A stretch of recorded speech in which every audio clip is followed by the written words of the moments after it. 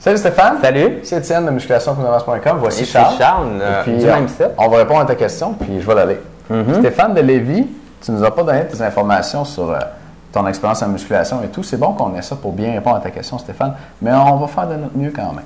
Salut, je me demandais si c'est mieux de s'entraîner avant d'avoir mangé ou après. Et comment allier la course à pied et musculation? On va faire une question à la fois. Avant de s'entraîner ou s'entraîner avant d'avoir mangé ou après? S'entraîner avant d'avoir mangé? As-tu une opinion là-dessus? Ben, écoute, ça dépend dans le fond de l'entraînement que tu vas faire. Ouais, je te réponds. Écoute, le mieux, c'est les deux. Le mieux, c'est les deux, Stéphane. Il faut que tu manges un peu avant, il faut que tu manges après beaucoup, idéalement. Si tu t'entraînes le ventre vide, ton corps a moins de réserve, dans le fond, pour fournir de l'énergie à tes muscles pendant que tu travailles. Ça, c'est pas bon. Puis en plus, il n'y a pas immédiatement des acides aminés pour réparer les protéines que tu endommages avec l'exercice si tu fais de la musculation. Fait que faut que tu manges un peu avant, idéalement une collation que tu vas prendre à peu près 45 minutes avant de t'entraîner et tu prends un gros repas le plus près possible de ton entraînement après pour accélérer ta récupération. Il y a des études qui ont montré que si tu ne manges pas après ton entraînement, ton bilan protéique ne devient pas positif. Ça, en bon français, ça veut dire que tes muscles continuent de s'endommager ou continuent d'être dans un état de déficit, si on veut, tant que tu n'as pas mangé après ton entraînement. Fait que faut que tu manges. Puis là, c'est à partir du moment où tu manges que tu commences à récupérer pour vrai. Fait que voilà pour la première partie. Comment allier course à pied et musculation? Très bien, mais il y a une couple de principes de base avec ça. Le premier, c'est que tu ne fais pas ta course les jours où tu entraînes tes jambes en muscu. Le deuxième, c'est que si tu fais de l'entraînement cardio à vitesse constante, tu le fais idéalement après ton entraînement en musculation. Si tu fais de l'entraînement cardio, course à pied par intervalle, je te recommanderais de le faire avant, les jours où tu t'entraînes le haut du corps. Et puis, idéalement, si tu peux séparer tes entraînements, si tu fais de la course à pied le même jour que ta musculation, idéalement, là, tu sépares tes deux entraînements de 8 heures. Fait que ça ressemble à faire ton jogging le matin puis ta musculation au soir. Ou l'inverse. Si tu es capable de faire ça, ça va être encore mieux parce que si tu fais ta musculation après ta course à pied, ton corps est déjà un petit peu fatigué. La course, ça met ton corps dans un environnement catabolique, c'est-à-dire de destruction des muscles, des protéines musculaires et tout. Et là, quand il est dans cet environnement-là, tu vas faire de la musculation là-dessus, il est un petit peu mélangé. Ça va bien, Charles? Oui, pas peur. Je suis bien parti. OK. OK, aussi, existe une façon de déterminer le poids avec lequel on devrait effectuer ces répétitions. Vous pourrez sûrement m'éclairer, je vous remercie d'avance, bonne fin de journée. Yes sir, Stéphane, on va faire ça pour toi. Le poids, tu veux-tu le faire ou... non, je vais le faire, Okay. Charles. Le poids, c'est vraiment simple. Tu prends le poids le plus lourd que tu peux pour le nombre de répétitions que tu es supposé faire. Mettons que tu as une série de 10, tu veux utiliser un poids que tu vas être capable de soulever 10 fois, mais pas 11.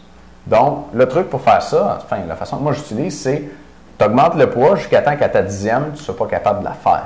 Donc, en fait, quand tu visais une série de 10, tu as fait juste 9 répétitions avec un poids que tu n'as pas réussi à lever 10 fois. Si tu arrives à lever ton poids 10 fois, compte-toi pas de pipe, il est trop léger. Il faut que tu augmentes le poids jusqu'à temps que tu ne sois pas capable de faire ta 10e. Là, ça veut dire que tu as vraiment fait une série maximale. Puis c'est juste les séries maximales. Je dis juste là, mais en tout cas, c'est presque juste les séries maximales qui sont vraiment efficaces pour te faire prendre du muscle. Okay? Fait que tout le temps le plus lourd possible sur le nombre de répétitions que tu vises, puis tu en fais une de moins. Ça, c'est vraiment le signe que tu as pris le bon poids. Si tu atteins le nombre de répétitions visées, c'est parce que tu n'as pas mis assez lourd. Bon point. On en a une deuxième, Charles. Tu t'es rattrapé? Ah ouais? Oui, regarde, elle est en bas. OK, c'est bon. Donc, Stéphane, bonjour les gars. Ma question est pas mal simple. S'étirer après l'entraînement, est-ce recommandé? Merci. Quoi, Stéphane, moi, ce que je dis à mes clients, c'est tout simplement que as-tu besoin de t'étirer ou tu n'as pas besoin de t'étirer? L'étirement, tu peux voir ça d'une façon un peu comme la relaxation, un peu comme du yoga, où c'est un moment avec toi-même qui te permet de récupérer puis d'être zen. Et là, à ce moment-là, ben, c'est bon pour tout le monde parce qu'en s'étirant, on devient un petit peu plus relax. Par contre, les étirements, c'est intéressant de les faire lorsque tu as des problèmes de flexibilité. Et les personnes qui ont des douleurs et des problèmes de posture également, c'est intéressant d'avoir des étirements spécifiques. Et là, à ce moment-là, tu vas étirer les bons muscles que tu as besoin d'étirer. Mais si tu es un gars flexible à la base, si tu es capable d'aller rejoindre tes pieds là, facilement là, quand tu essaies d'aller rejoindre tes pieds comme ça, bien, probablement, là, mon guess comme ça, c'est que tu n'as pas vraiment besoin d'exercice de flexibilité. Si ce n'est pas le cas, bien là, à ce moment-là, tu peux t'étirer. Et oui, c'est après l'entraînement et non pas avant que c'est important de s'étirer. Et écoute, C'est quoi? Ma question est pas mal simple. S'étirer après l'entraînement, est-ce recommandé?